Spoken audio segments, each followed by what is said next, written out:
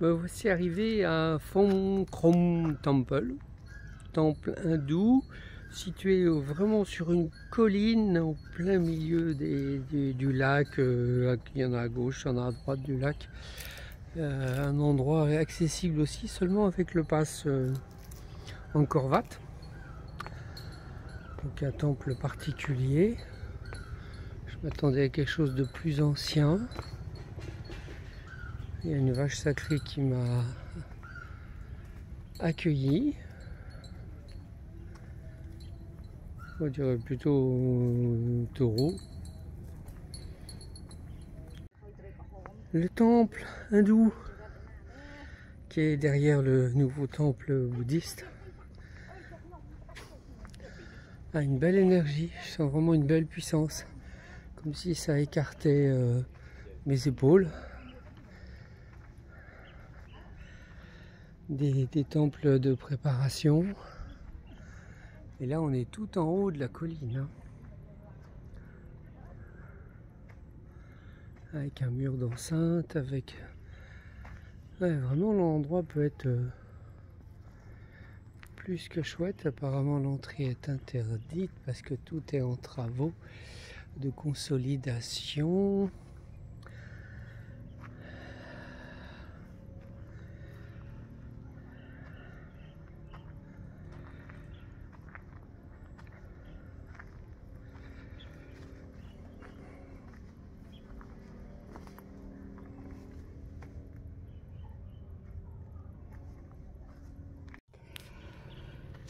Une porte au sud,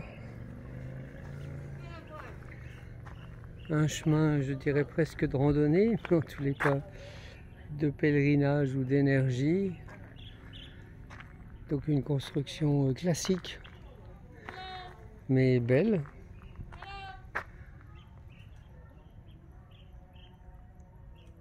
Un Ganesh peut-être là-haut, que c'est un temple hindouiste qui est en cours de consolidation. Et je retrouve le même genre de porte alors que qu'il y avait au temple nord-sud. Ouais, tout à fait. Magnifique.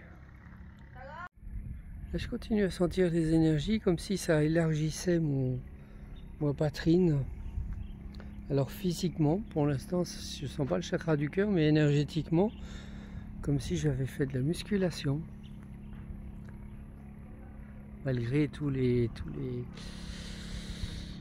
qu'ils peuvent faire pour sauvegarder. Là, je vois du béton. Là, je vois en plus des étais en bois.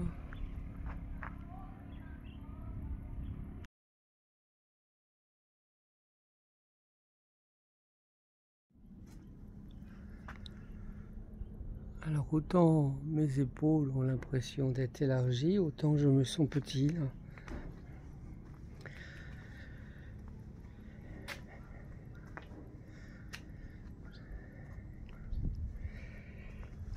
Et belle usure du temps.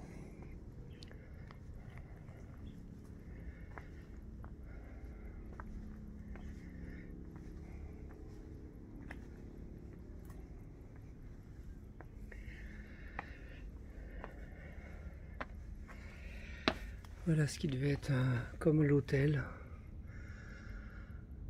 avec le grand trou carré au milieu pour mettre la statue. Et là recevoir les énergies de l'est et de l'ouest et du sud et du nord, filtrées par les portes avec les statues et la décoration.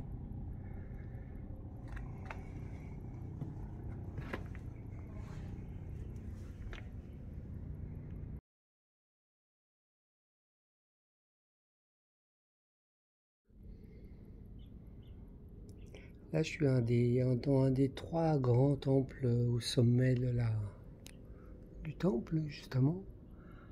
Et il y a cette structure au milieu. Les tiges de fer, ça doit être pour poser, consolider des pièces qui ont été trouvées.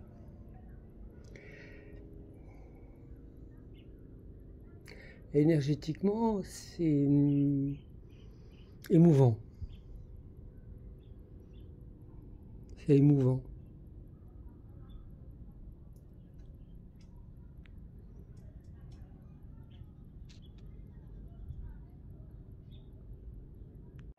Ce temple qui est comme sur une montagne, comme une forme de presqu'île. Donc là on voit bien toutes les terres qui sont immergées et puis le grand lac quasiment à perte de vue, alors que c'est un lac d'eau douce à l'intérieur. Et je sens bien l'énergie différente du lieu qui est nourri par cette eau, cette respiration sur plusieurs mois et en même temps ce rocher dense sur lequel le temple est posé. Ça devait être effectivement très fort, très intense avec les rituels, avec ce qu'il faut pour. Et là c'est un lieu oublié.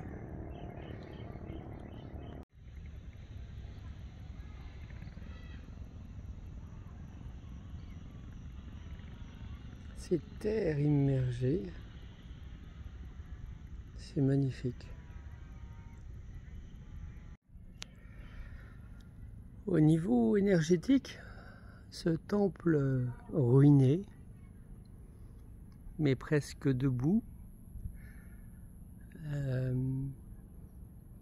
me touche au niveau du chakra du cœur. Il y a une émotion de remerciement d'avoir été là, d'être encore présent dans l'énergie tellurique, avec cette avancée de la terre et du feu dans l'eau, dans cette eau, dans ce lac plein de vie.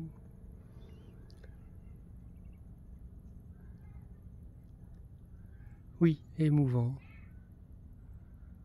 Émouvant aussi de ce qui est fait pour préserver ce qui peut être encore debout.